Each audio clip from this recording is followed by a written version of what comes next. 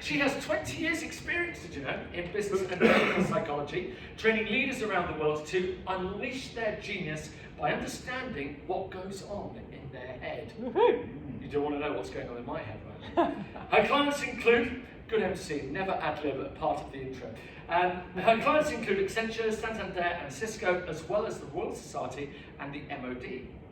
As a judge on this year's Business Book Awards, she has insight into what makes content fly, whether written or spoken. Her own book, Your Leadership Story, was a finalist in the 2019 awards and was about using your own life experience to influence and inspire others. Discover some curious ideas about how to develop greater authentic presence and unleash your own genius, whether you are on or off stage. Oh, I like it. Brilliantly done. With her workshop, The Genius of the Genuine You, please welcome Deborah Henley.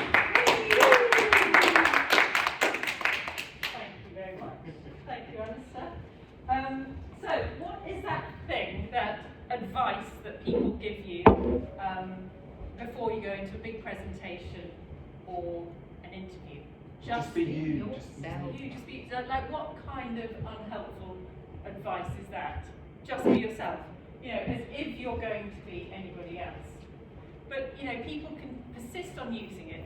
Who else are you going to be? And what if the person that you are on that day happens to be a nervous wreck who wants to cower in the corner? My slides aren't very visible here, are they? That's okay. Unfortunately, the slide's broken. I checked. Okay. Sorry about that. Well, we'll just have to squint. But this represents someone cowering in the corner, not feeling like getting up on the stage, and sometimes that is yourself. That is your authentic self. So if that's yourself, that's not the you that you want to present on a stage. You don't want to be presenting a person that's completely in their head, someone who's very nervous, someone who just doesn't feel as though they're in flow.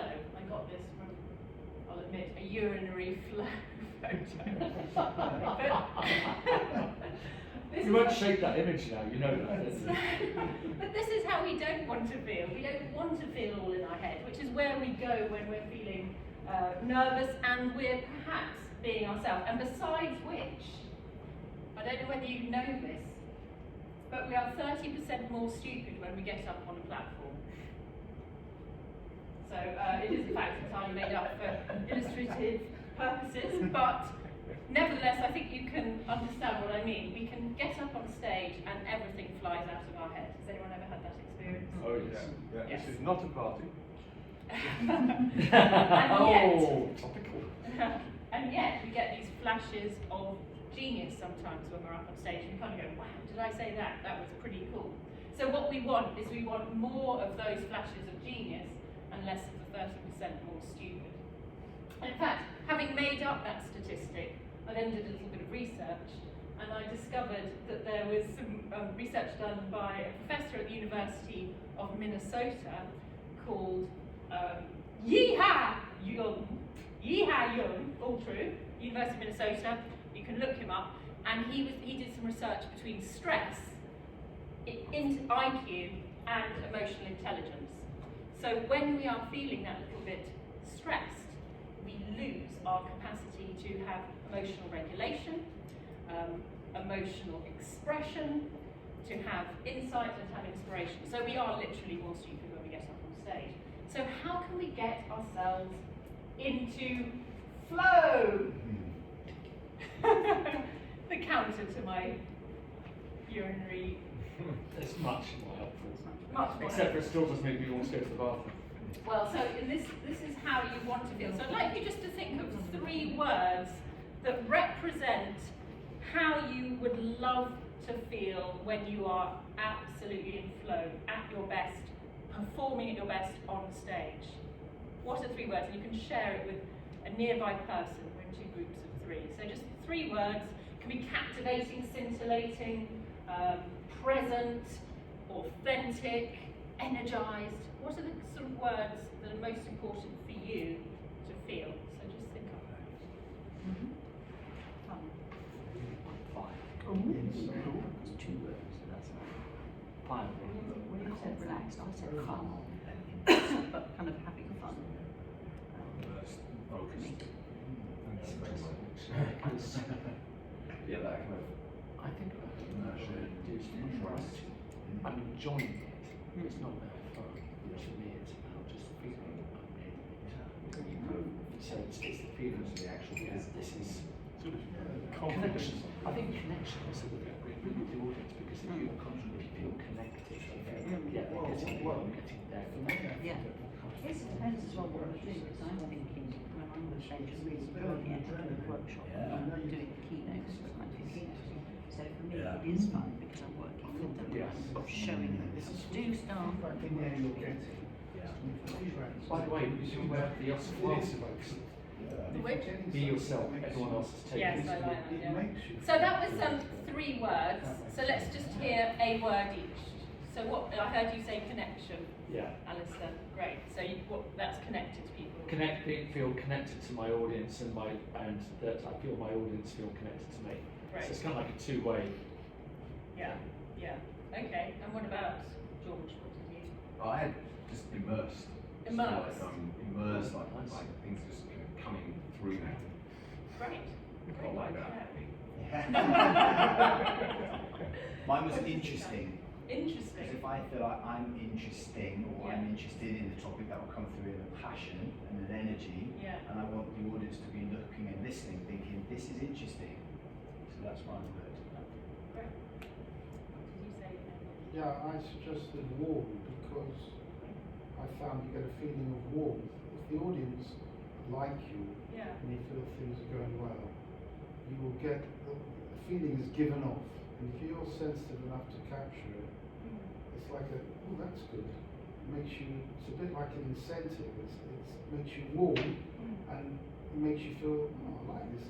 It seems to be going well. And that powers you on. I mean, as I said to the gentleman here, if you get feedback that doesn't make you feel good, you soon know it. Yeah. So it's a sort of warm feeling. It's like a bit like adrenaline, actually. Great. Well, and also I think there's something around warmth, which is about back to the connecting with the audience. There's a warm feeling, and I did some training with a RADA actress who was doing training for people who were speaking and running training courses, and she said a little trick is to endow the audience with how you want to feel. So rather than assume the audience hate you and are criticising you in their own minds, assume the audience absolutely love you. So you endow the audience with the feelings you want. And if you're assuming the audience are fascinated, curious, interested, excited and engaged, then you're going to respond in that way, and it'll hopefully become a self-fulfilling prophecy. Apart from there's always going to be 1 or 2 in the front row looking at their phones rudely and unengaged. But notes, okay, social media. But anyway, what was your word? Fun. Fun. So for me, if I'm having fun on stage, then that's then I'm in flow. Yeah. Because I do much more workshop style Yeah. and interact with the audience. And yet, if I'm having fun, then I'm all relaxed. Wonderful. Yeah, love it. Playful and fun. William, And I was relaxed. Same thing, it's the antithesis of stress, really. Yeah. Rather than feeling stressed, if I feel relaxed and get relaxed, the people around me that what they're learning is useful, valuable and insightful. Yeah. They'll relax too. And I love that we've got such a range of words here. And where my thoughts around this workshop came to me at the beginning of last month when I was lucky enough to be invited on a friends and family tryout cruise, which I've spoken to Alistair all about, with the new Virgin Voyages. So my husband and I went along. We had this 3-day cruise to Zeebrugge and back, and it was absolutely wonderful. And one day I got my laptop. I needed to log into a meeting, and I was looking for a charger somewhere in one of the cafes, and I met this chap, and he worked on the boat. I said, "What do you do?" And he said, "My official title is I'm the Diva." And I said, "Wow, what's the Diva?" And he said, "Well, I'm off duty right now, but I'm a drag queen, and my Virgin employ me, and then my job title that I put in all my official documents is the Diva." And I thought that was very, very cool.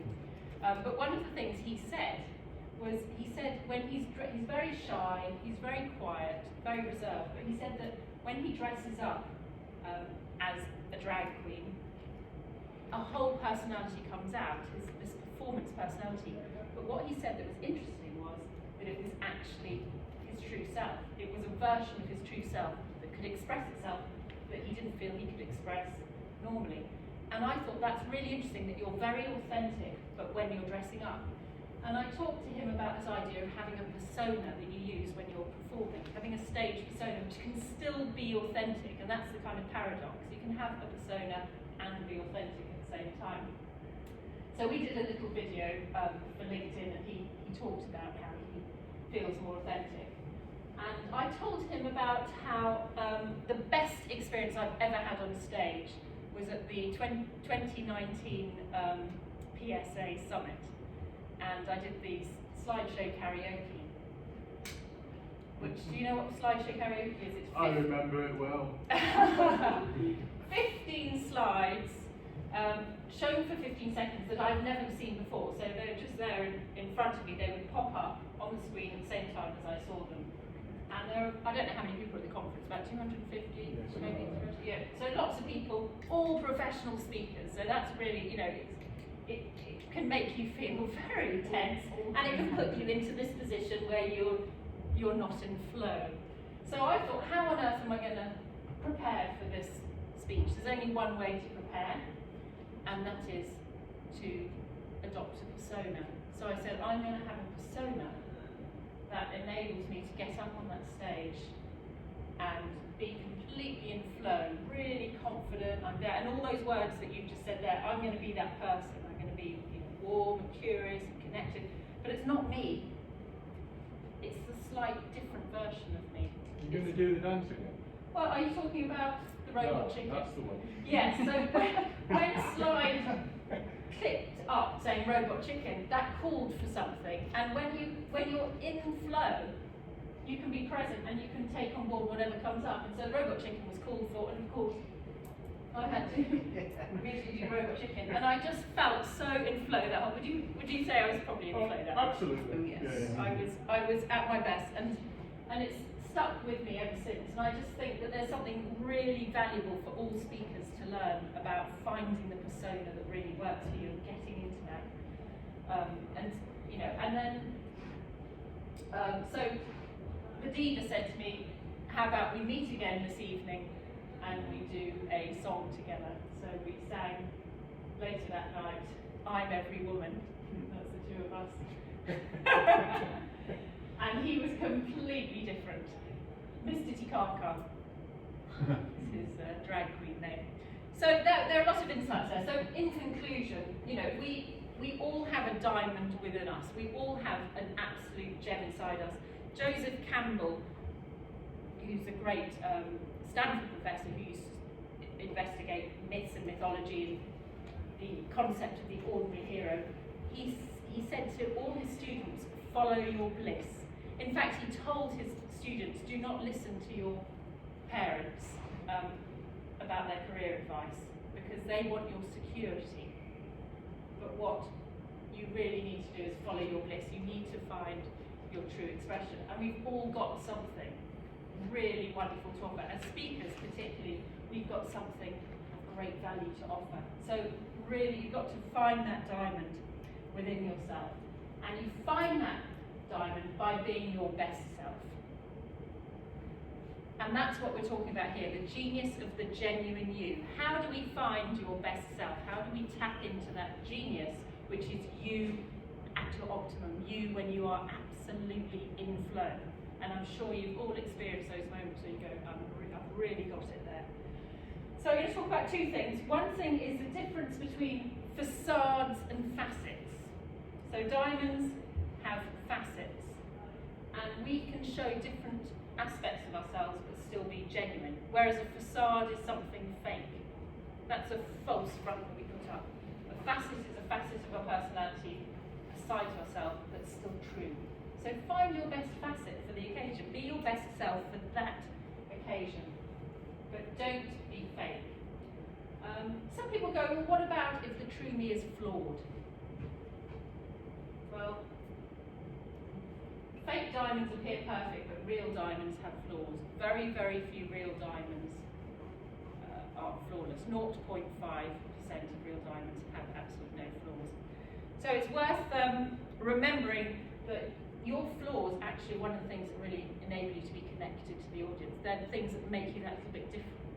Those little chinks in your armour, those little moments of vulnerability, those bits of humanity, those are the things that people connect with and engage with.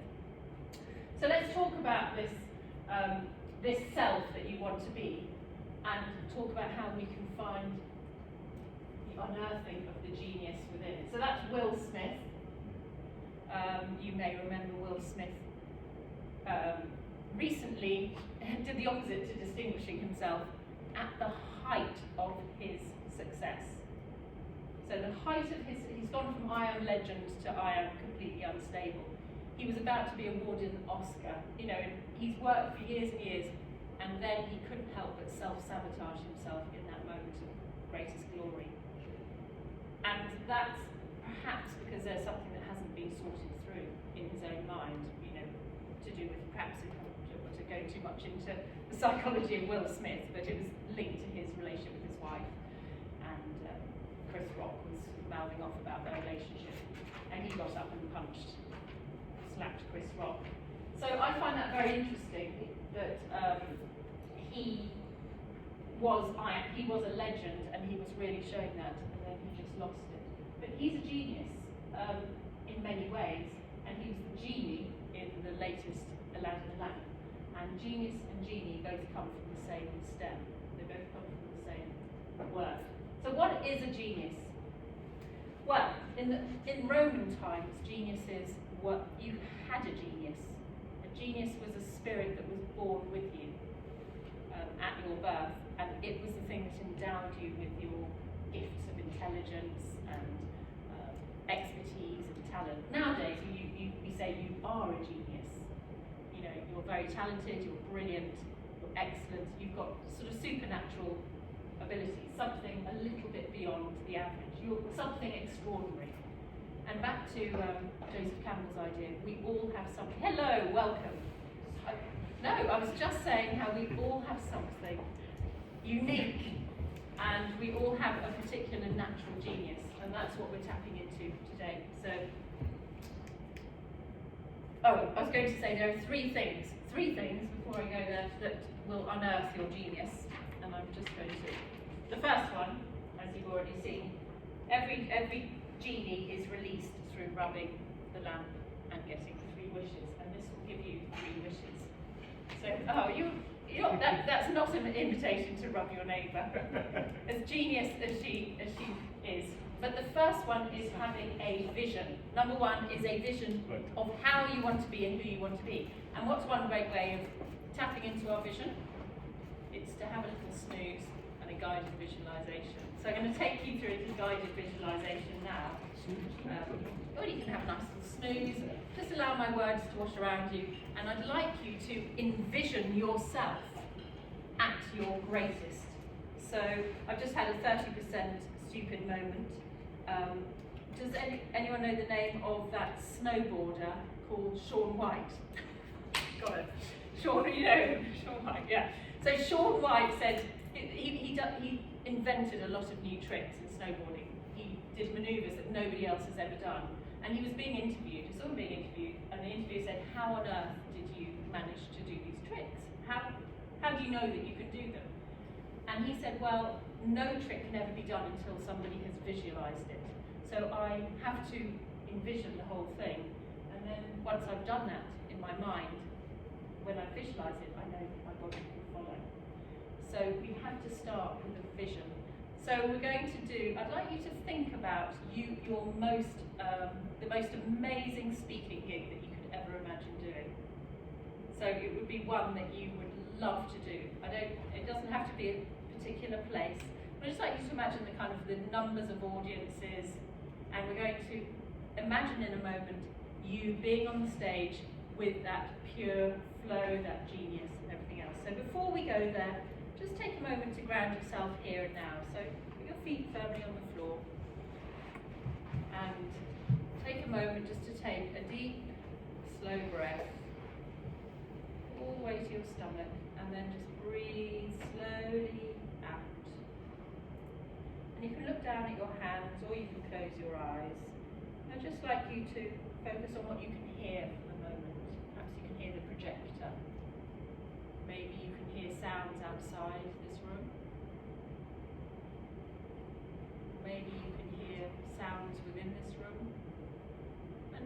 allow your breathing to flow. Perhaps you can hear the sound of your own breathing.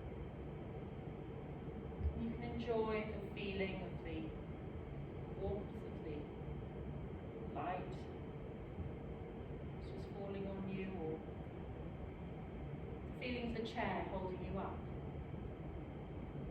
You can enjoy the feeling of your clothes.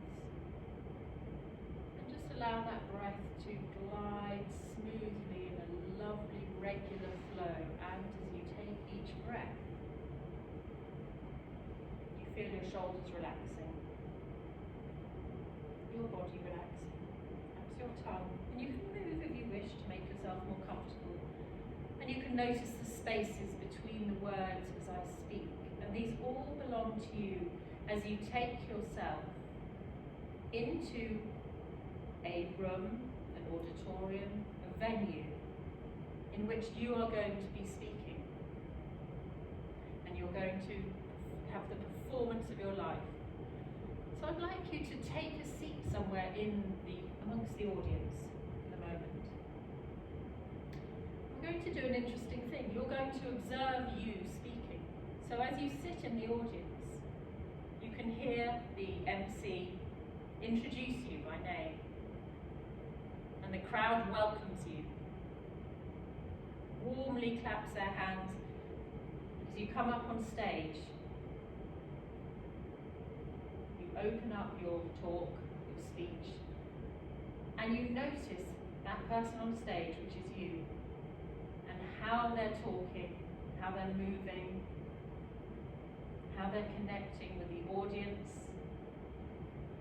And you get a sense of how the audience feel about this, how they're responding. This person is really on their game. This version of you at your absolute optimum, your best self, having and giving the performance of your life. You notice the crowd responding, whether it's laughing or engaging or writing things down. They're really wanting to be part of this whole thing. They love it. Now I'd like you to do a very interesting thing again. As you're sitting there in the audience, it's almost as if your spirit pops up and out of your body, floats over and into your body on the stage. So you can fully embody physically that feeling. So now you're standing on the stage, speaking, in flow, looking at the audience, enjoying yourself, having fun, feeling that warmth, that connection, that curiosity, that interest.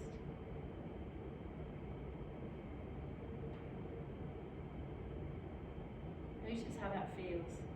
Notice how you're breathing, relaxed, comfortable, at ease. This is you at your best. And as you step at the end of your talk, you step down off the stage to tremendous applause.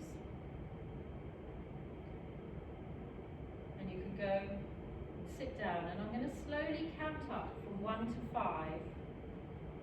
And as I do, you can consolidate some of those thoughts in a way that become part of you, as if it already happened, as if you've already had the most incredible performance of your life.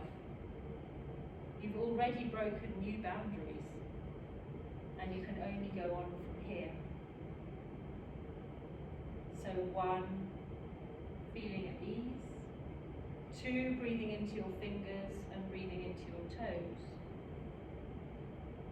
3, enjoying the feeling.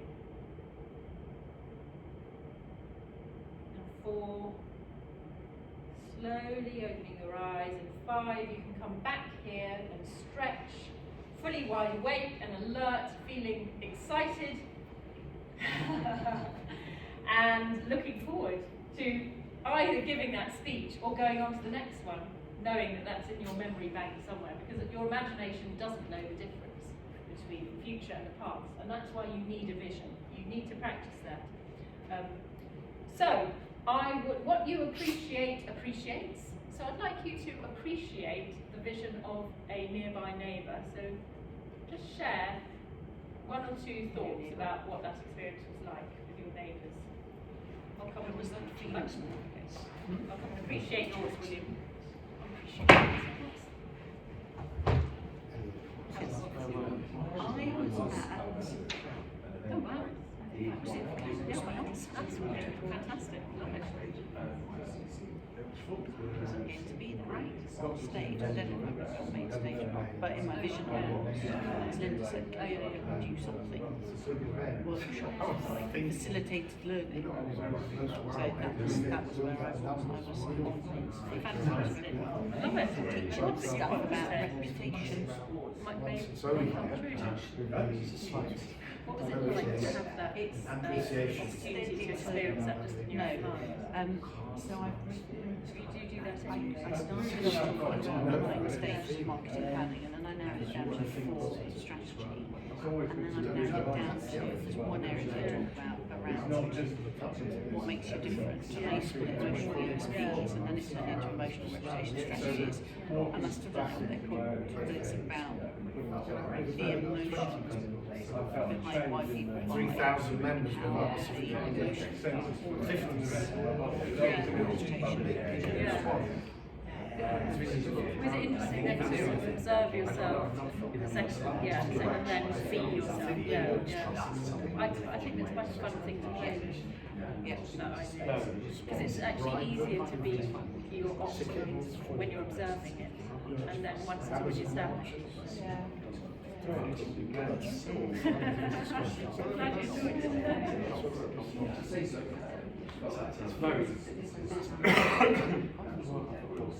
Oh, very nice. Yes. I'm doing the showcase of 10 minutes. Just another minute to finish that off. So, I was thinking,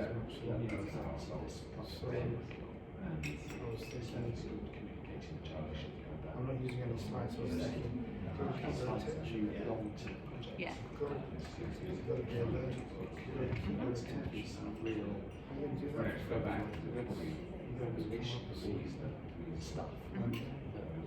So, you know, then you go to question and answer, and what happens if they ask you? And I've learned from things I've done.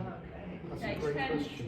I don't actually know the answer. 7, 6, 5, 3, 2, 1.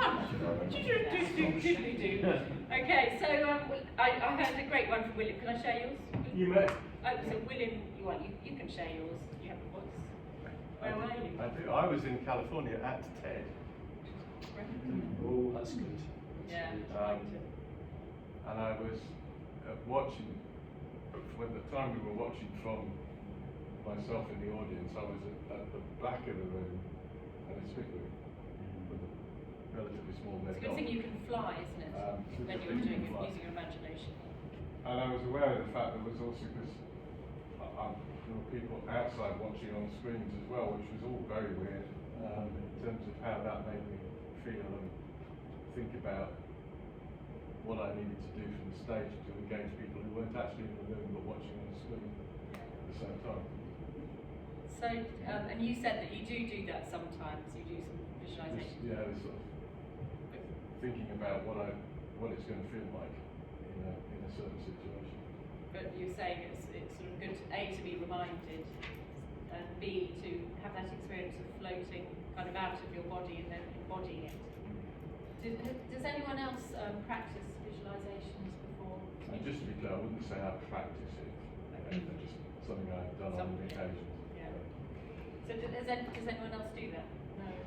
What was it like for you? So I was sharing with George, when you set the exercise, I think my mind got excited. I saw myself this massive venue, thousands of people. But then as it then progressed, it became smaller, and the audience and the size became irrelevant. It was almost then just a dark room. Right. And I really connected more when it became more about embodying the person who was on stage. And I said to George, it was just an overwhelming sort of sense of almost like a goosebump feeling. This feels great.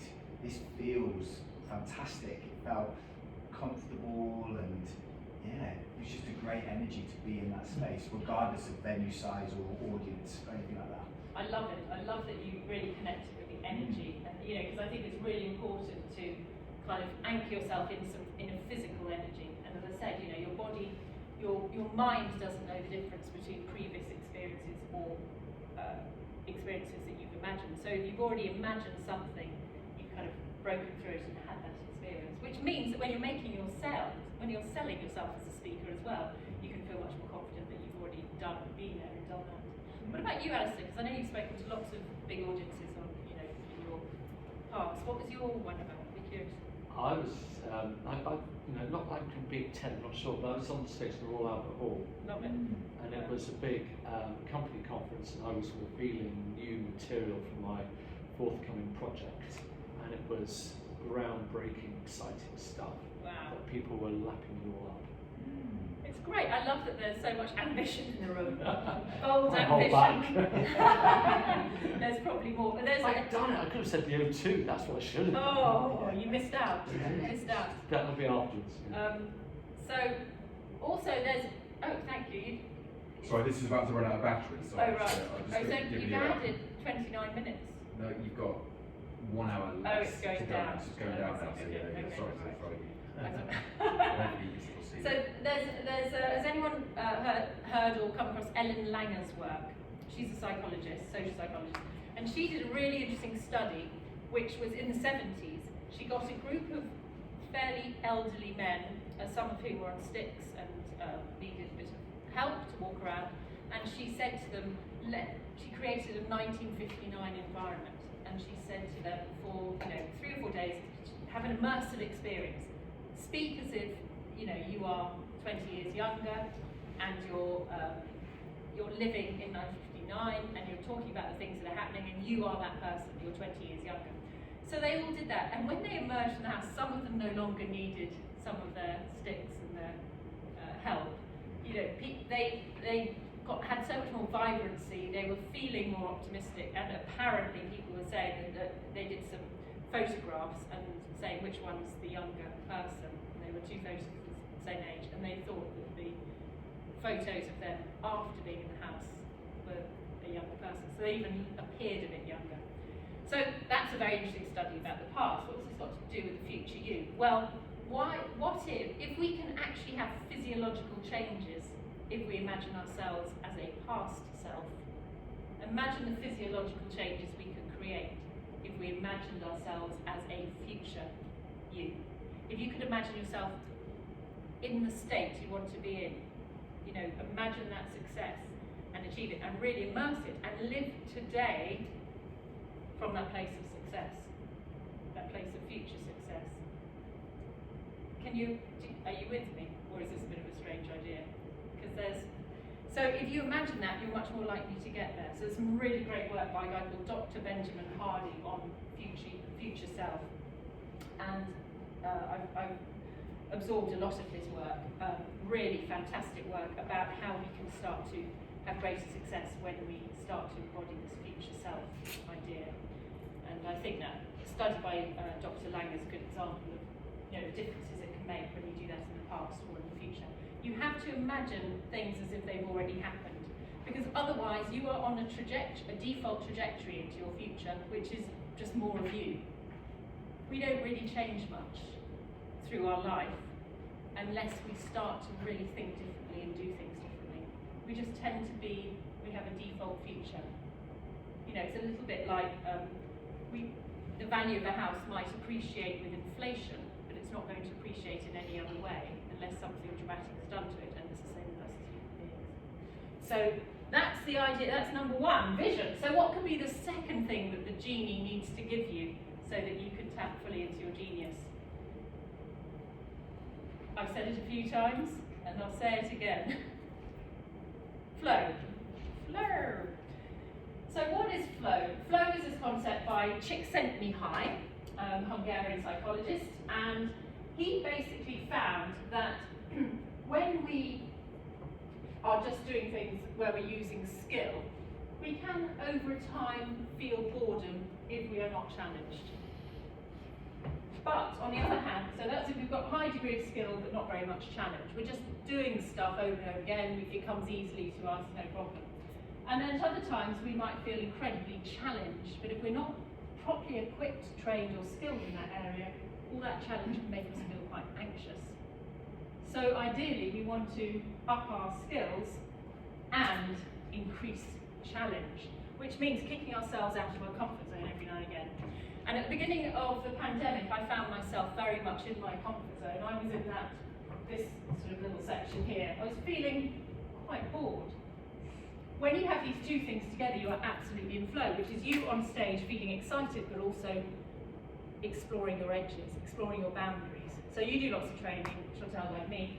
It's very easy just to knock out the same stuff, but you're not really challenging yourself to find something new and exciting over time, unless you keep saying, well, what can I introduce? Is it bigger audiences? Is it a different way of presenting things? What is it that I can do?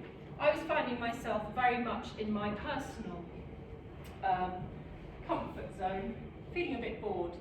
And I did a little analysis of some of my favourite coaching clients. I coached just 6 people a year, and I only coach people that I'm really excited about coaching. And all 6 of them, I looked at them and thought, what is it about them that I really love? And they're all really inspiring, but most of all, I noticed that they all challenge themselves. Not only have they challenged themselves in the past, but they're challenging themselves on a daily basis currently. And I looked at my own life and thought, I haven't challenged myself for years, and yet they're challenging themselves. So this is one of my clients who I met, Vicky, who I met her just after she'd been on the SAS Who Dares Wins. Does anyone watch that programme, Channel 4? Yeah, so she had come out of that. She was afraid of the water, and she'd done an ice dive, and it was the first year that women were allowed on this programme. She got through to the finals. And I met her reading from a script to a small group of people, very nervously. And we got talking, and I said, you've probably got 1 year to bank on this SAS if you want to speak about it, because next year there'll be next year's contestants. You need something else. And we worked together, and she ended up doing an amazing TEDx at Kingston. Really, did a brilliant job. And then she went off and she rode the Pacific and got the world record. And then she's come back from the Ice Ultra, which you might know, George. Do you remember? Do you know the Ice Ultra? It's like the sand one. All right. But it's on ice and very cold. Anyway, so she's always challenging herself. And so this really made me think, I just don't challenge myself enough. What can I do? And one of the things I did was I started doing CrossFit, which was a bit mental. I know we've got an expert here in the room at all such things, but it ground me down. But it was a great challenge, and I started doing it, and I've now stopped. We'll have to talk about this. But another thing is that I've done a lot of ocean sailing. I've crossed a few oceans on big yachts, but not a lot of dinghy sailing and racing. So I signed myself up for a week's dinghy racing, and that's my challenge to myself. And I had to go and buy all the gear. I didn't really know how to rig the boats. I'd done a bit of racing before, just on holiday, but nothing really serious. So I bought all the gear to wear to keep myself warm, and it was a snowy morning. But the day before, I got a text message saying, please make sure all your children have a packed lunch and they're dressed warmly for tomorrow. And I wrote back and said, it's not for my child, it's me that's going on this sailing thing. And they went, that's okay, you can come as an adult. So I turned up at this sailing thing, and we all got into the clubhouse, sitting in on here, and this is our coach there, Ben, and he, everyone was sitting around. There's this bunch of cool girls, they're about 14, 15-year-olds, and they're all sitting together, they all knew each other, they're chatting away, and I was sitting on the other side, and I was thinking, I really want to be with them, I want to be, one of their buddies. And I had to keep remembering, no, I'm a fully grown adult. But I wanted to be kind of in the mix. But it was one of those things where it was very humbling, because these kids were brilliant sailors. They knew the rules, they knew how to rig their boats, they were absolutely fantastic. And they just kind of tolerated me as an adult. And I really had to have a beginner's mindset. I felt really uncomfortable. It was a huge challenge. In fact, on day 3, my body was so wrecked from capsizing and various other things that I got into the coach's launch there and just watched and learned. But it was a very good experience, and I wrote about it on LinkedIn. the kit that I bought have asked me to be a brand ambassador to talk about women coming into dinghy sailing later, so that's pretty cool. Anyway, the point is challenge yourself. So the question to you is, where could you explore one of your edges?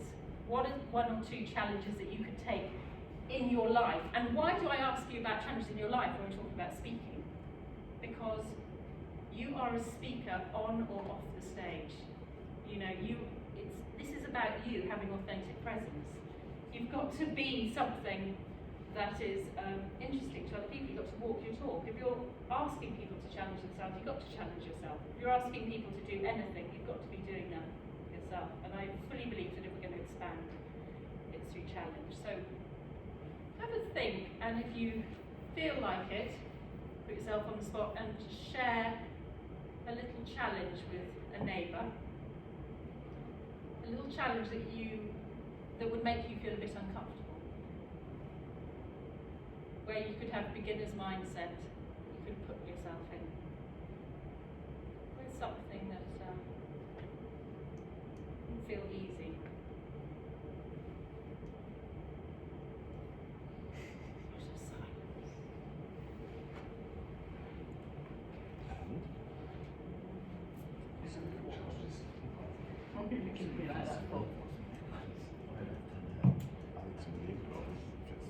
Yes.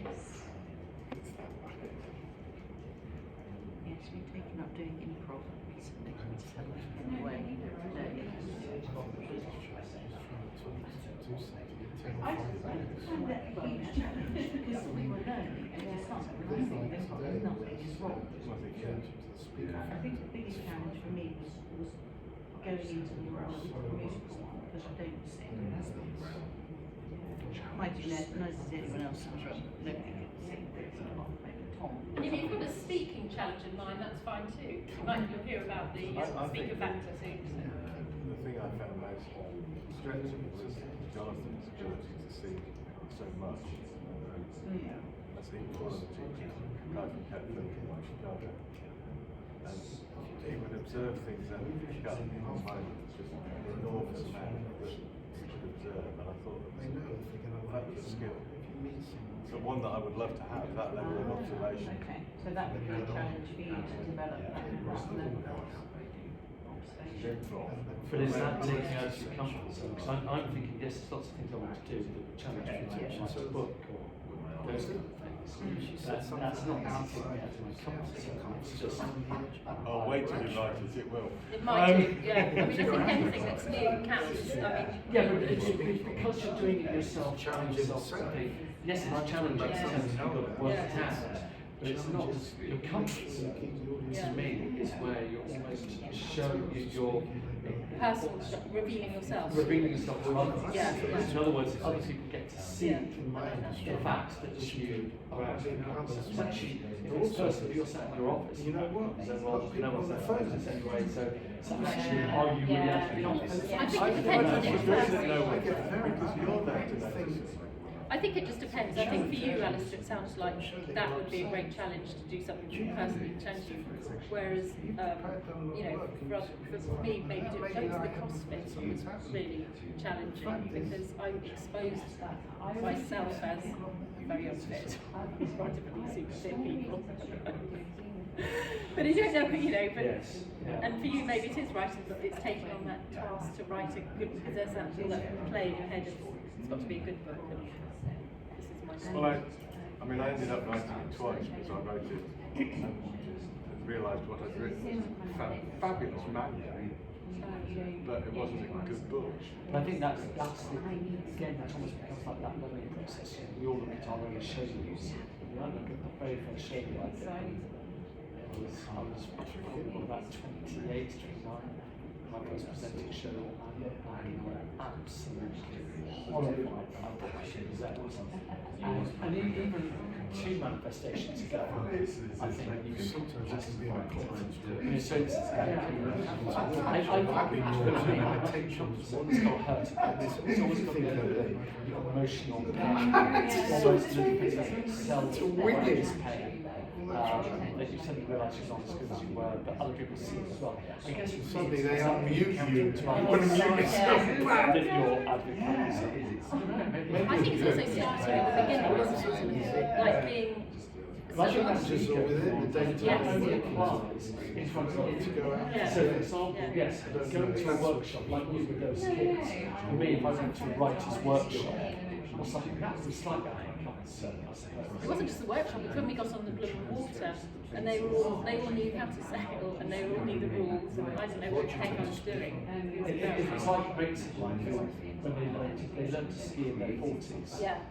And that humiliation of being useless, really pushing it, going for it to get it right. I don't think I have absolutely no desire to go outside on holidays because it's painful. I'm happy to challenge myself and get better at something. I've got Facilitation differently. yeah, I've got and I'm verging on petrified because of what she was building hard work. So at the moment I'm not particularly looking forward to it. But I'm doing it because I paid for the entry and my mentor will be there marking me down, so that'll be alright. But I don't, it's level I already completed that, so I know I can do it. But there's no way I go and complete at 3 levels above. No, I mean, that really would push me out, but I have no intention of doing it because it just goes too messy. I'm going to continue now with, I know because if I open this too much to the audience of speakers, I won't be able to best use my 44 minutes that I've got remaining. That you can still see it. But there's some really, we've got some fun things for us to do in a minute, which are a bit experimental. So the third one is presence, having presence, which is being here and now, because how can you respond to whatever's going on stage if you are not present? If your head is somewhere else, if you're so locked into your script and into your movements, how can you have real presence when something happens? And that ad-libbing for the slideshow karaoke, and which is a form of improv really, was a great opportunity to just have to be completely and fully present. I didn't know what was going to happen next, so I just had to respond to whatever was going to come. So how do we get more presence? How do we be here now? Well, this is just a little thought around Gandhi. You are your message. You have to be this authentically on and off the stage. I keep saying this because I go to yoga and one of the yoga teachers always says, you are yogis on and off the mat. And sometimes I'm walking around doing other things and I go, oh yeah, I'm a yogi. But I think you are speakers on and off the stage. And being a speaker is not just something you do. You learn. It's not just a normal job. It is an absolute way of life. It's a vocation. You are committed to expressing and communicating things that will help people in your own way.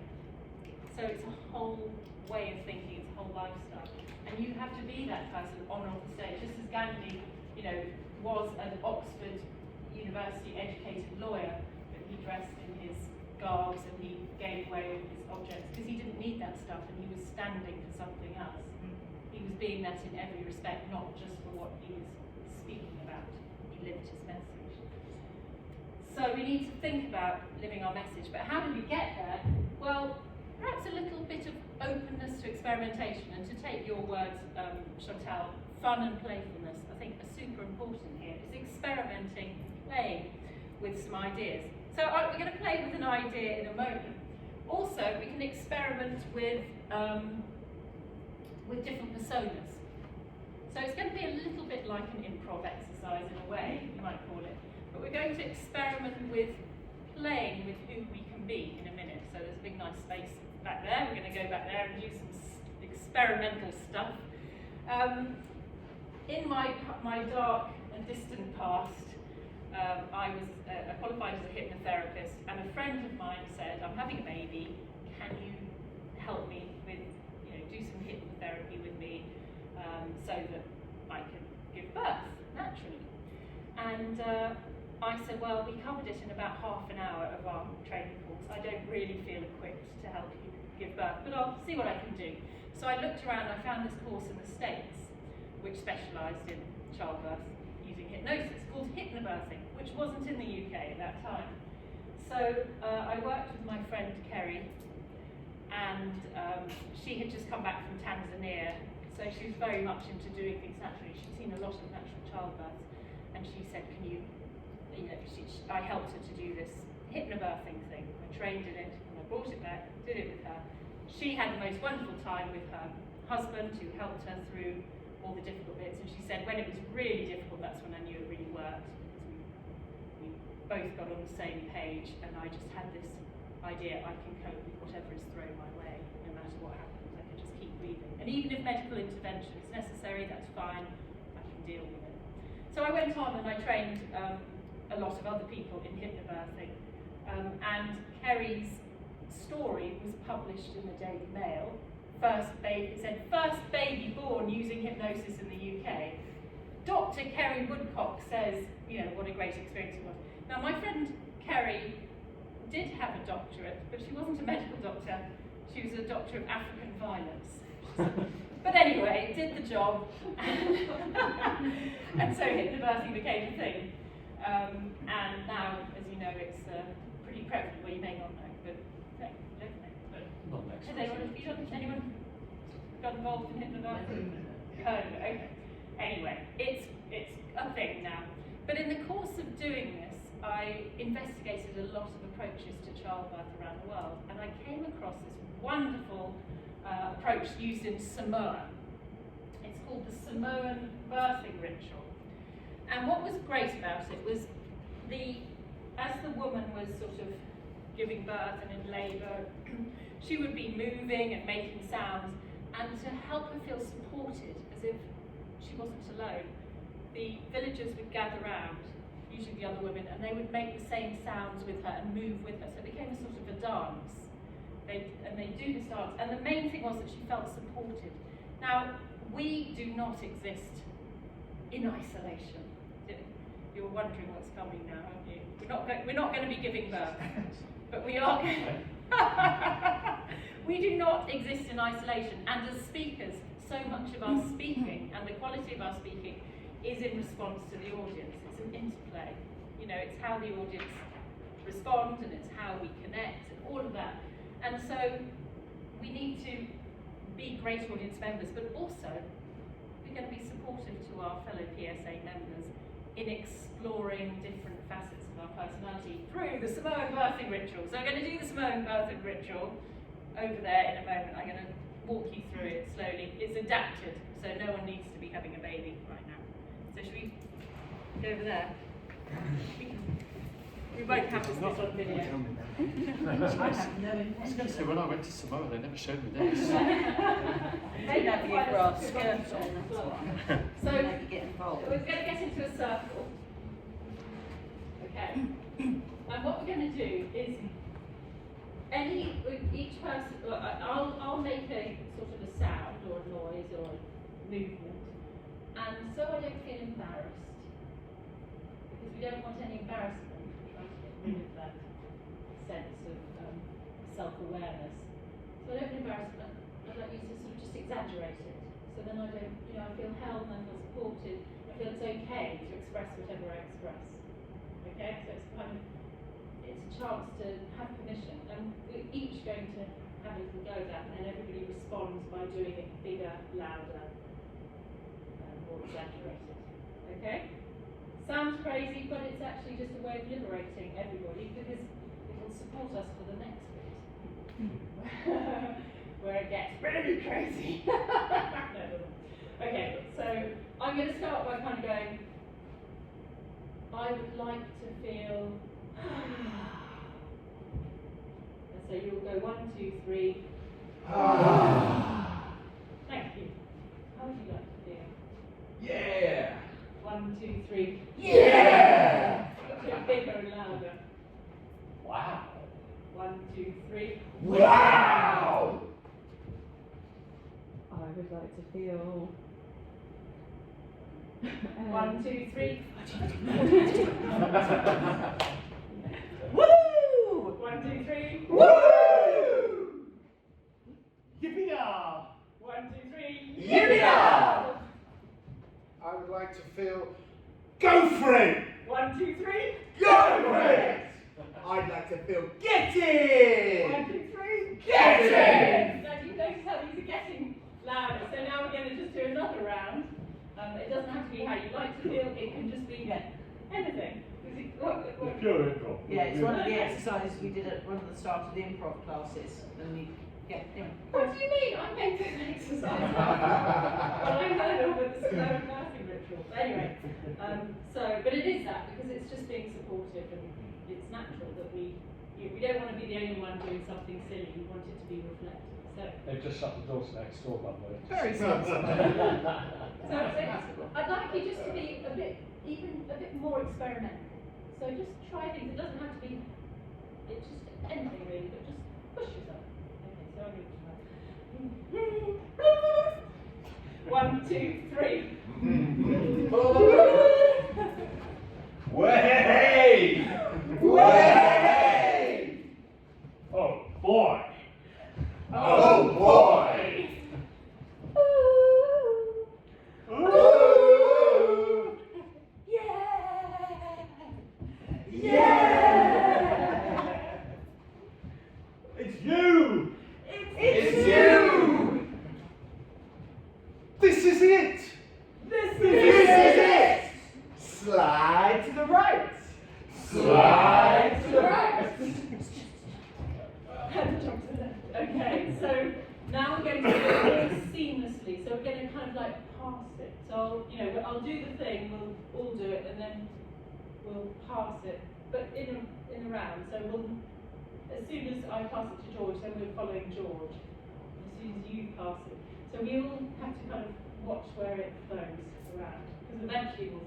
Chinese whispers. It's a bit like that, but just with a nod of the head or a gesture or something. So I'll start. So.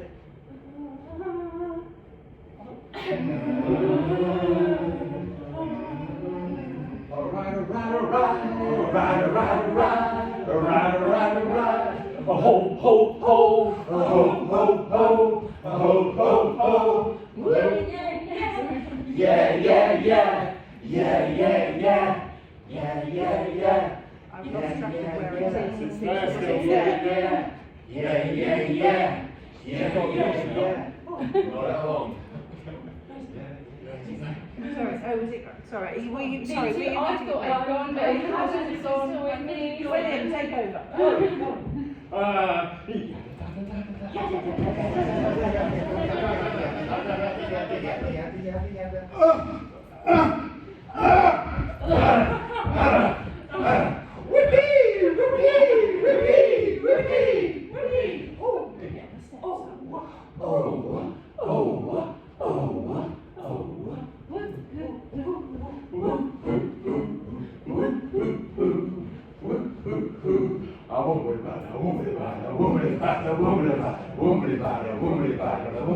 It's not that, it's not that, it's not that, it's not that, it's not that, it's not that, it's not that, it's not that, it's not that, it's not that.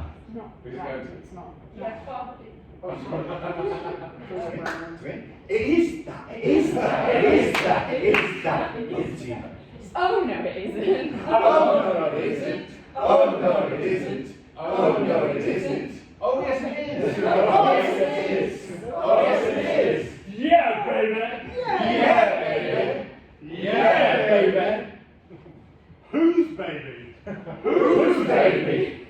Whose baby? Whose baby?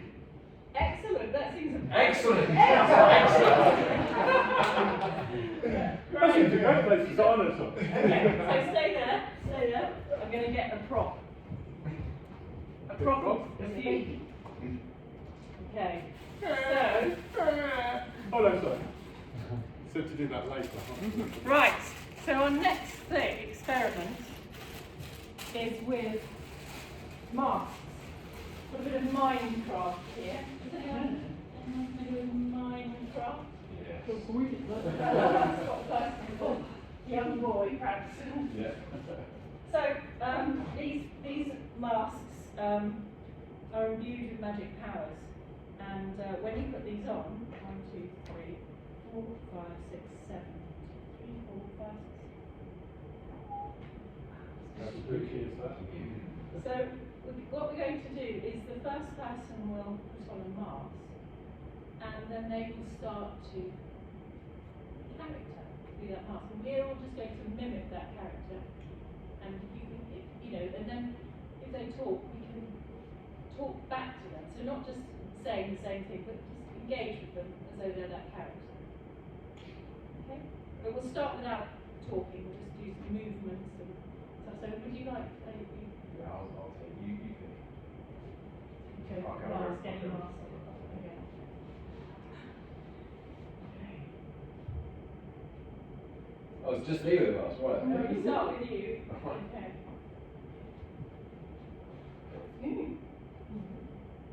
Hello, everybody. So lovely to be here. Hello, George. Hello, everybody. What's your name? It's a Quinton. Mark 12. Don't worry, Mark. How about French fancy? Would you like French fancy? French fancy. Oh, I like a French fancy.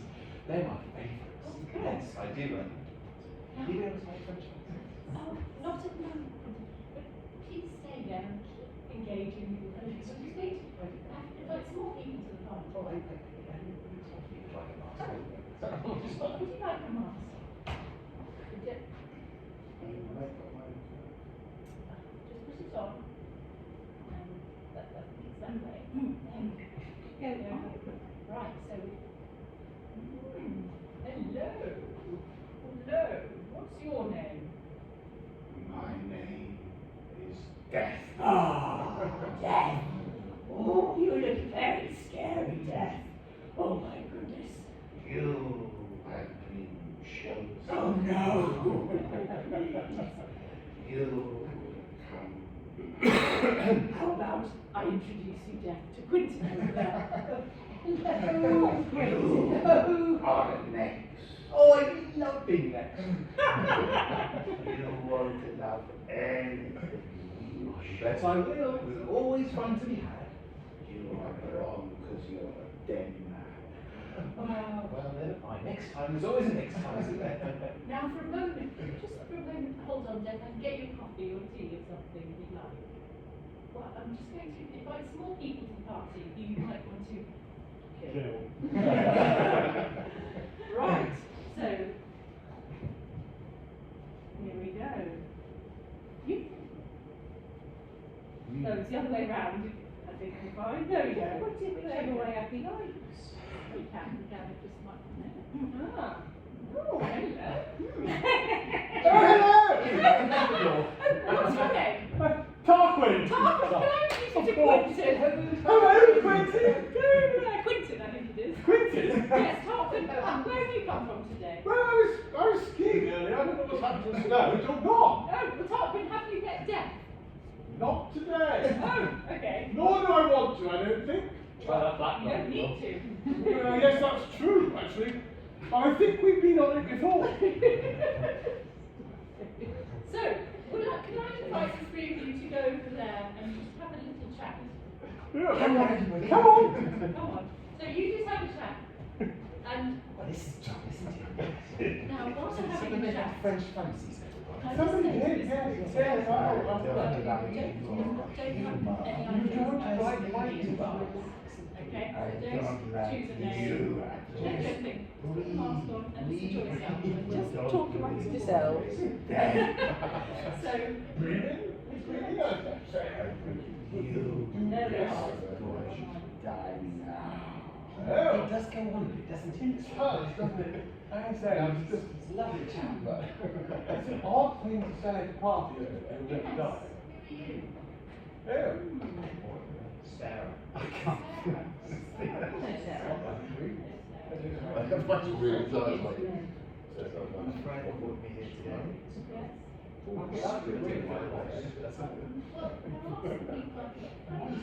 Of course. Please Yeah. come with me, Sarah. My son's. We've got over here we have Mrs. Sarah. Hello, Sarah. Hello. Hello. Oh, hello, Sarah. I'm not sure if it helps. Okay. I'm Tarquin.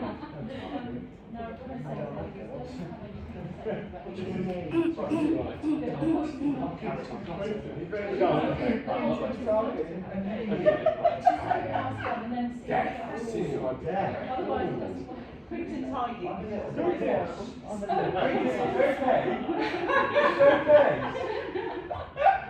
It's okay, Quentin, she doesn't want your body, it's alright. Okay, so go and look up to Quentin. Perhaps talk with him, be a bit more thoughtful. Wait, why? Quentin over there. Well, I've told him that there's nothing going, you can come back and join us. Okay. Come back and join us. Unless Sarah might be the French fancy that we were promised earlier. I'm not sure. I don't think she is. Did you not? Yeah. I like your sheets. Oh, thank you. Thank you, they're my best ones. I thought about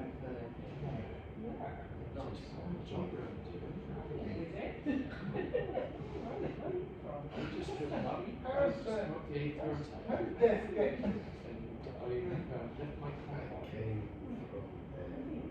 unfortunately, the threshing machines. Oh. So you don't get new. Yeah, okay. I've got to go Well, up there second time. What's it like down there? Yeah? Very hot. Yeah, I'm going to take I'm a bit nervous. Be gentle. How long have you been there? Oh, dear. Oh, really? Perhaps you could have a chat just with I'm not sure I want to talk to someone because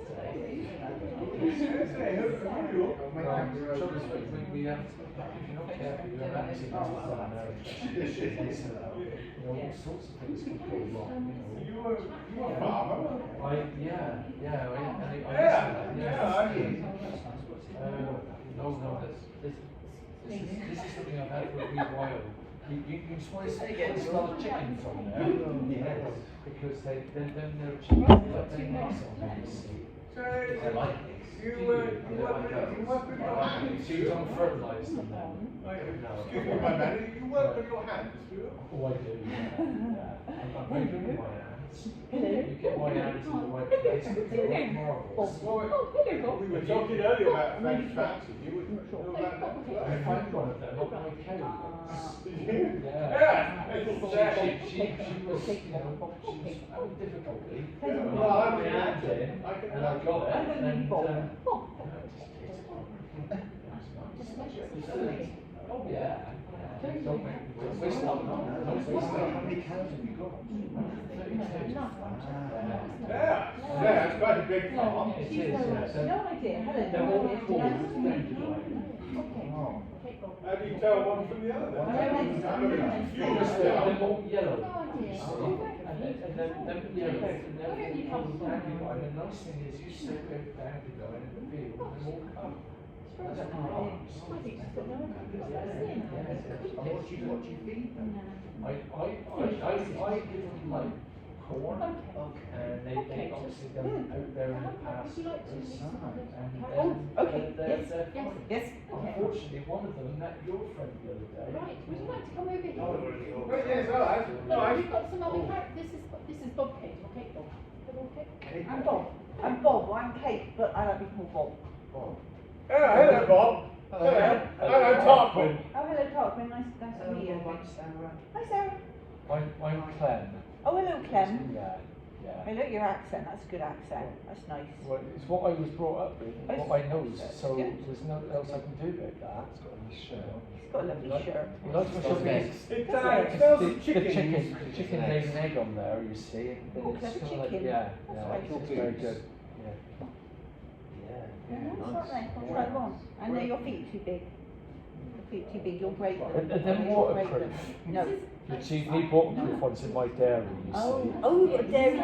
Yeah, we've got cows and chickens. Cows? Yeah, How cows. do you spell that? Cows. Coous. Cows. Yeah. Oh, hang on, who's this over here? This is no idea. Here, but I'm not sure if I'm in the right place. She's not sure if she should be here or not either. Oh, we came together. Did you come?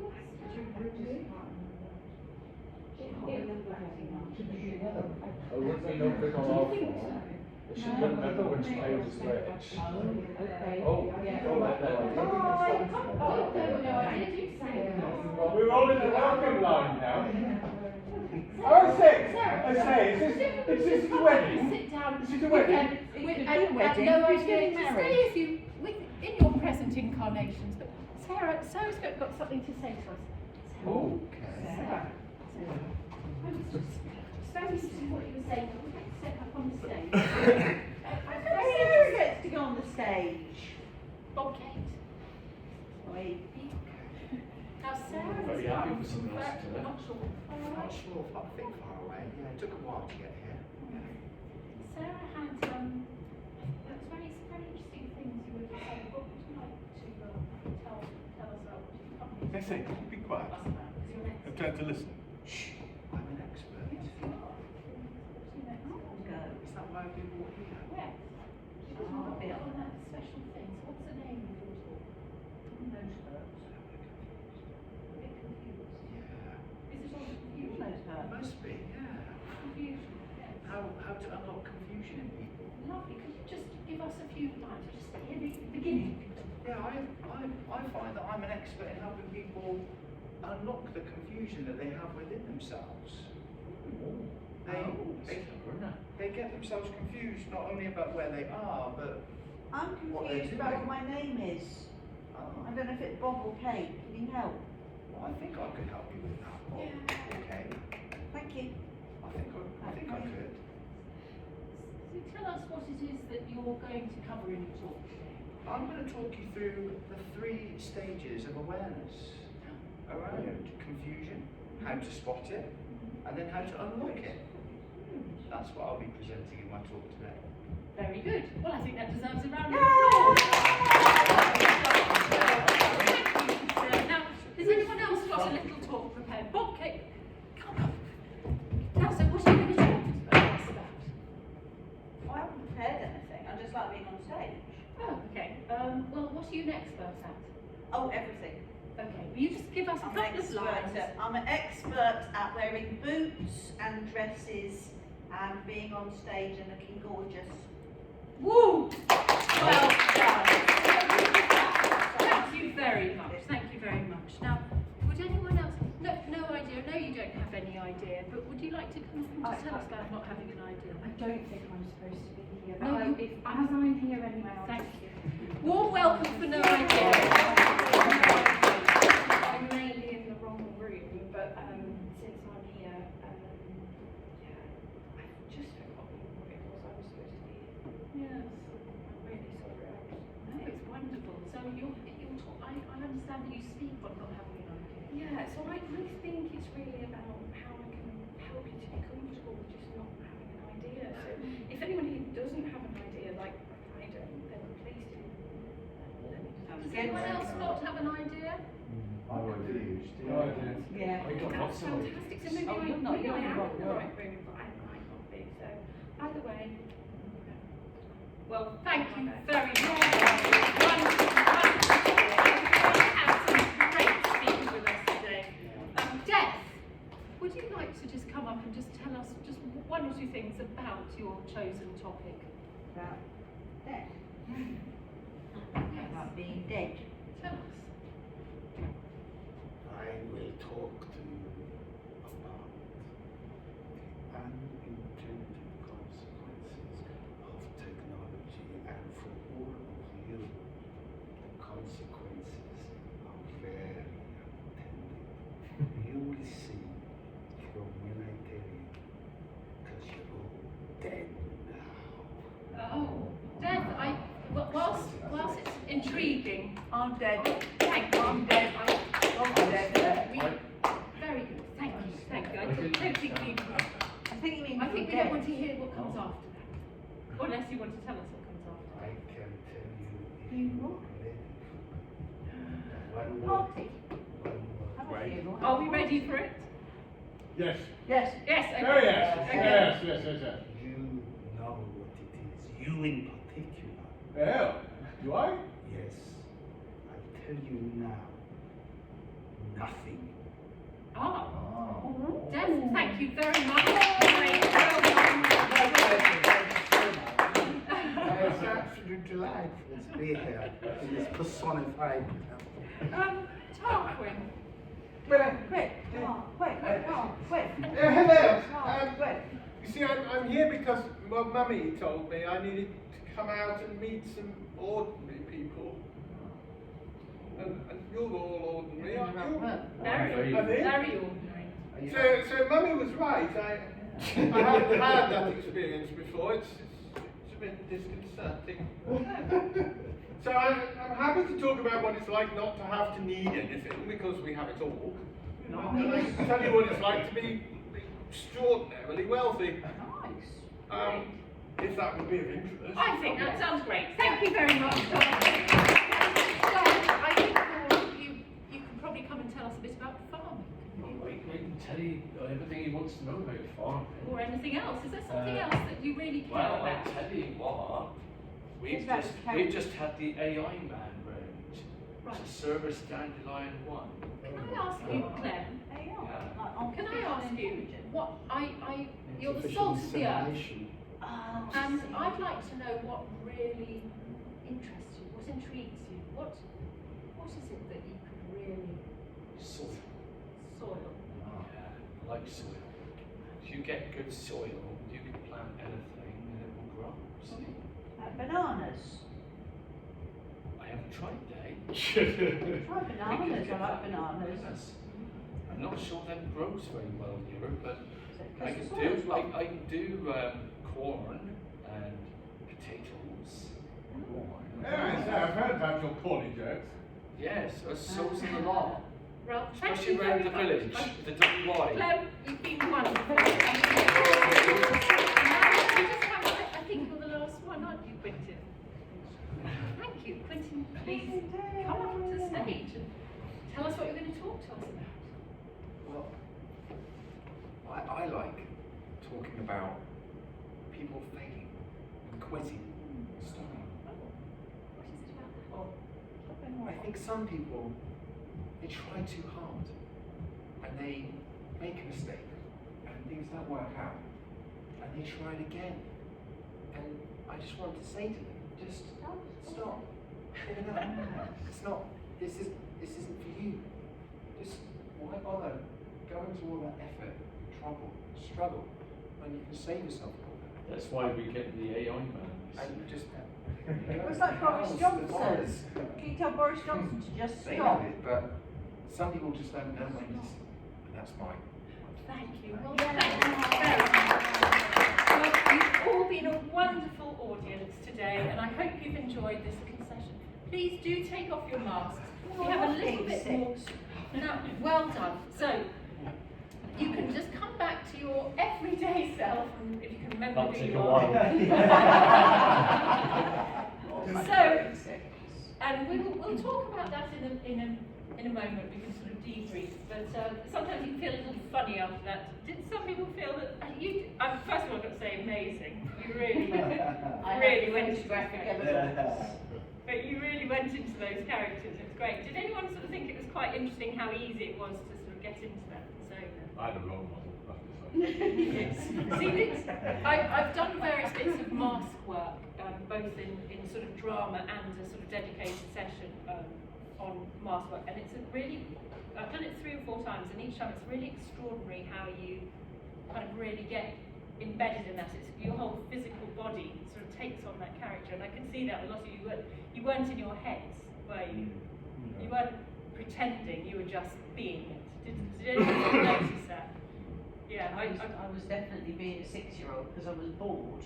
Yeah. Which is why I was sitting here banging my feet together. Sorry to all the wonderful talks that were going on, but Bob was bored because she's 6, so. But that's the whole thing, and you were just physically embodying it, which is very different from in your head just saying something like, oh, I think I'll, be a farmer. Or, those characters were so fully fleshed out, and you could even get up on stage and keep that persona going. So I think it's just a very interesting thing to think about. When you do go up on stage, you can adopt a sort of persona in that way, and you can embody it. Be that person and draw on that confidence. It's a bit like if you're acting a part in a play, you sometimes go, well, it's not me doing it, it's the character. So So you can do the robot chicken or something that makes you look silly or foolish or whatever's called for, because you feel that that's not you, it's your special stage persona. Does anyone know who Sasha Fierce is? You do? Who is she?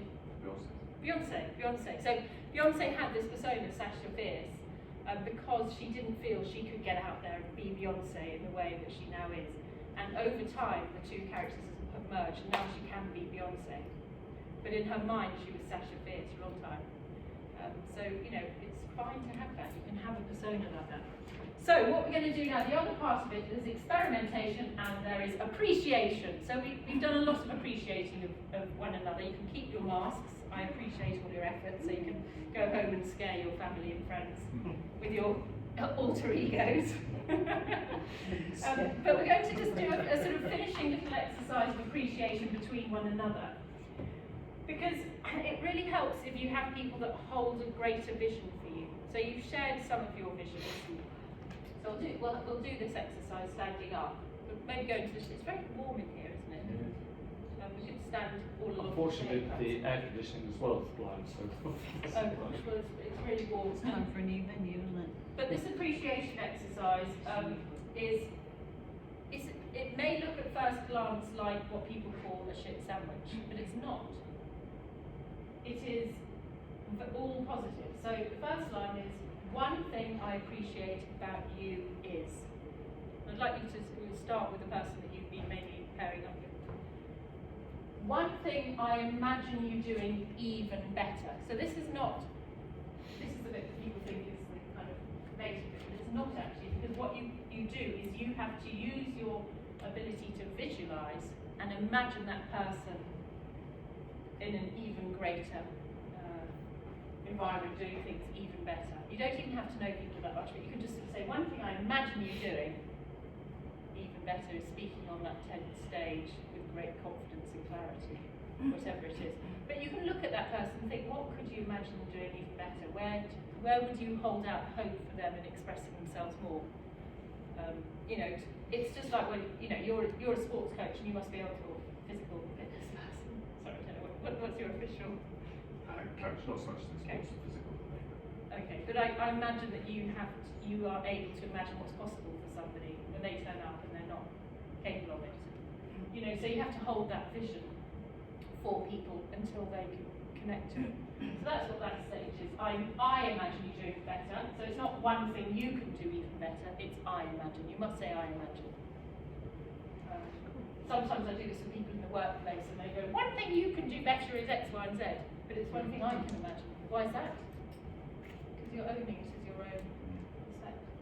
And another thing I appreciate about you is, okay, so we're just going to do that, and we're in even numbers. I'm going to join in. So I'll start with you. So we're just going to stand up, and you're going to say it one way. The other person says nothing but thank you, and then they do a return, and then say thank you, and then you part ways and go and meet someone else. So we're going to mingle. Mingle and mix. So just what if please, you don't know the person? If you don't know the person, you still have to sort of make it up. So is this back to improv? Well, it can be improv. It can be anything. We've all seen a tiny bit of everybody. Okay. So there's enough to go on. And also, I don't want anyone getting into big discussions. You're just going to say, one thing I appreciate is X, one thing I imagine you do is Y. And don't say to that person, well, what do you mean by that? You can have discussions over coffee. You're just going to let that person speak, and you say thank you, and then you swap. Okay? All right. So let's go back to the zone of Back to the performance area. And just talk to the person that you've been talking to quite a lot. And I'll go with you. Right. There we go.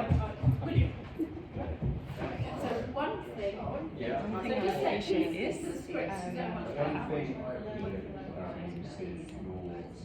Spoke to me openly. Thank you. I imagine you doing even better. Is a good sense of humour. If I have more time to do it.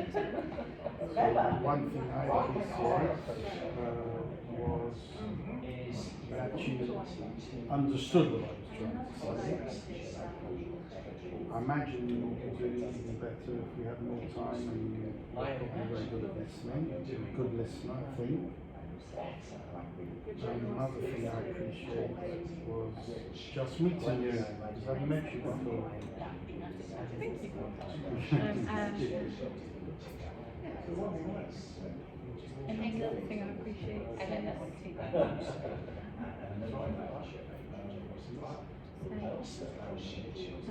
yeah, having a discussion through. It's a lot more response there, isn't it?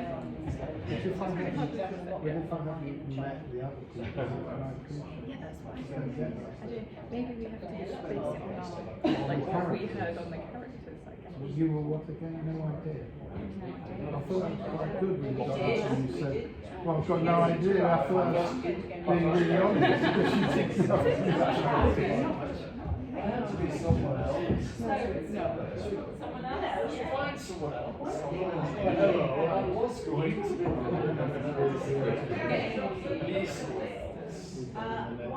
So we need to appreciate the characters.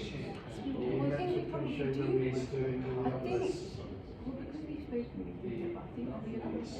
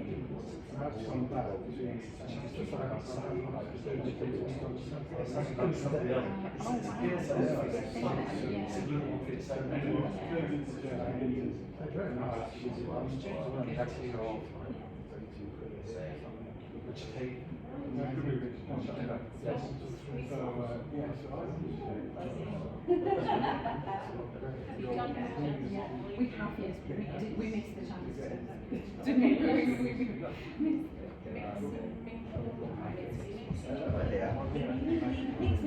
What I appreciate is you as your character. That's why I as my 6-year-old me, I was So I've got a vision of you speaking. So, yeah, one thing I appreciate is how much But I've got a vision of that in one room and 17 plus people listening to you. Again, I imagine even better without our bigger scale. More people wanting to hear your message and they're really truly engaged in what you say. And then the thing I appreciate about you was your willingness to learn about me, your curiosity to learn more about what I do. I really appreciate that within you. You have that energy and Yeah, willingness. well, that's very kind. I mean, on that point, one thing I appreciate is the fact that you're prepared to explain. You know, my characters, I ask a lot of questions and some people get fed up with them. But you didn't meet you, haven't met you explain, and also you explain the difference between psychology and psychotherapy. I honestly, it's not that I have psychology or pre-written plan for you. So that was really good. I imagine, I'm sure you must be very good at what you do, and I'm sure that actually, what you do is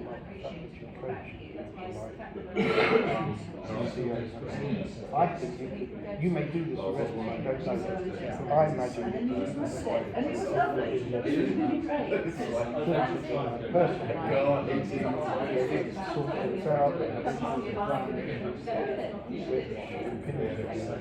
You could use the same technique.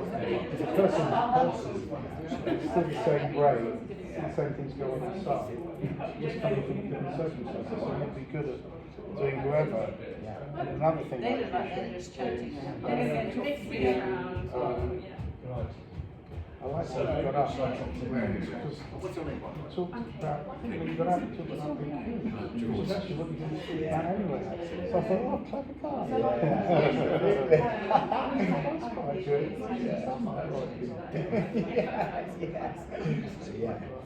Thank you very much. Thank you. I imagine what you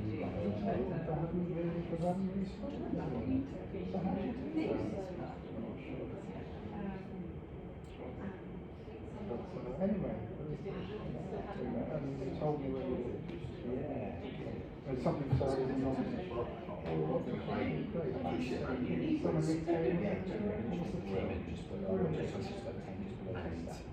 Oh, well, I didn't. That's not That's a fast line. That line's quite a short line.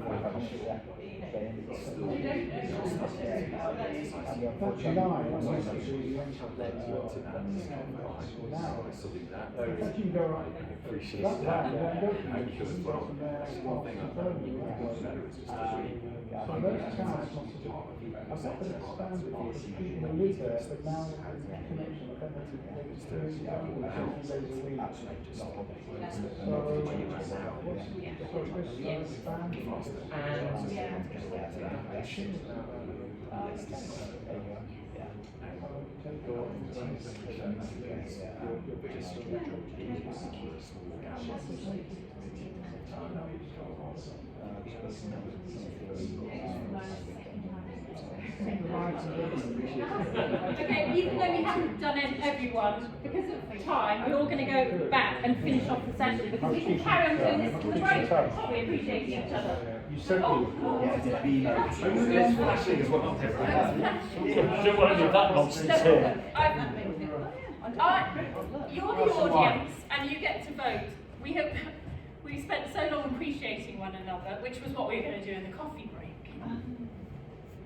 Is it okay if we use 5 or 10 minutes of that appreciation time to finish off? I've only got a few little bit left to say, round up. So, and then we can appreciate one of the final people we haven't appreciated. So thank you very much. I appreciate you very much. Actually, I realised I've left this old slide in, and I took it out because it looks like the back of a cigarette warning packet. So I take that one out. So back to this diamond idea. I just wanted to sort of wrap up. One thing on the appreciation exercise. Back to your diamond. What you appreciated in other people probably says as much about you as anything. Because what you are appreciating in others are either things you're aspiring to in your own life and in your own work and your own speaking, and or it's something you already have. So you're seeing things in people because they're important to you, they're your values. So notice the kinds of things that you said to other people. And also it's nice to reflect on the fact that probably some themes emerge, both in what you were saying to other people and in the types of things people were saying to you. So they're probably true. How was that little session? Lovely and warm and fuzzy. Wasn't it? Yeah. It's just such a gift, I think, to have people see these things in you. But also just remember that you are actually talking about yourself half the time. And the things that you can do even better are often things that you also perhaps aspire towards and are things that you could bring to bear in your own speaking. So it's quite nice to reflect on that, on those themes. You might want to capture some of the ideas afterwards, both what you heard and what was said to you. So just finally on this diamond, my brother-in-law's a jeweller, and he said, and you might know this, but do you know how you value a diamond? Carrots. Carrots is one way, so there's 4 C's.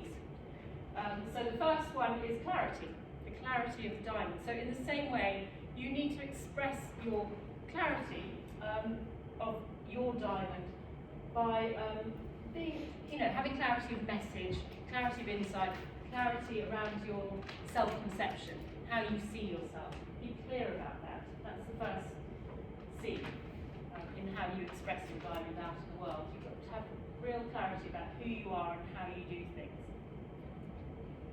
The next one is cut. So it's kind of how you cut it, which is how you speak about it, how you slice it, which facet of yourself you show, how you present yourself. How do you cut your self-expression or your personal brand? Colour.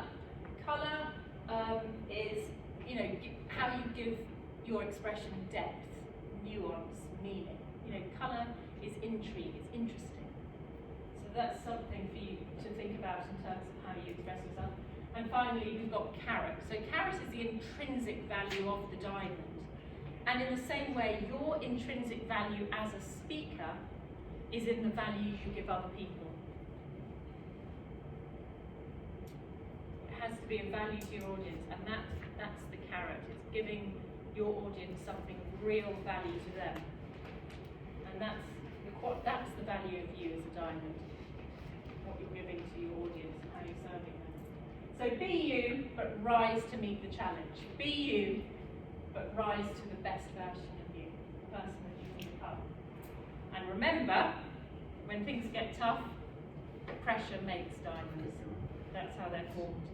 So that, I think, is all I have to say to you. It's over and out from me. More coaching, mastermind, spark group, all of that. Talk to me in the break. You're not meant to sell, so no selling. But I am going to give away some books to people who, and these are my workbooks. I've run out of my other ones. I've put in an order.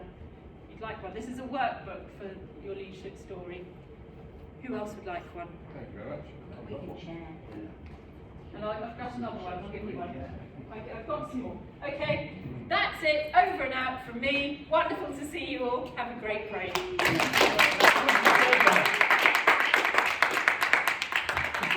I completely forgot I was emceeing today. So, Deborah, thank you so much. That was great. I think you made us all think, and also you taught us how to avoid death as well.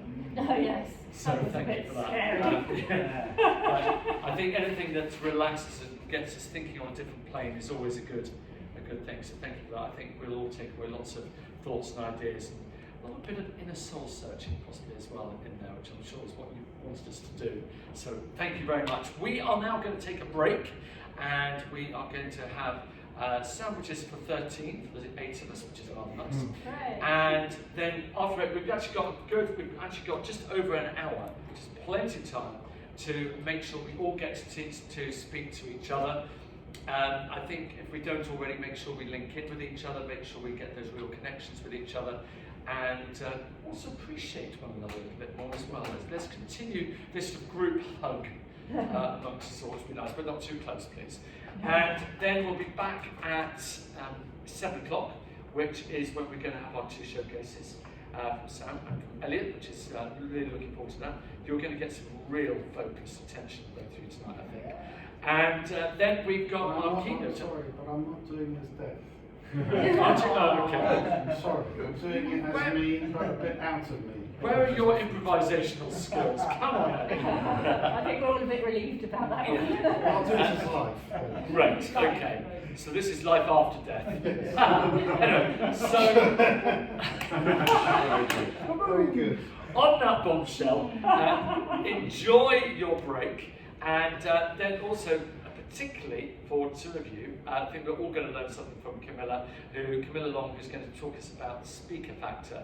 But actually, one of the things about speaker factor, it's a 5-minute speech. I think all of us, to be able to see if we can actually get our message into just 5 minutes. That's a real art. That's actually harder than doing a half an hour, 40-minute session. I'm not suggesting that your session was easy.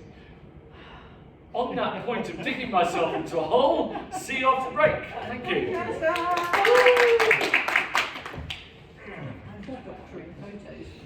I should have stuck with the death jack and left it at that.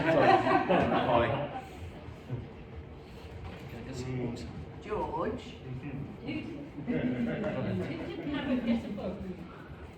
I think Sam. Oh, sorry, I didn't Thank you very much.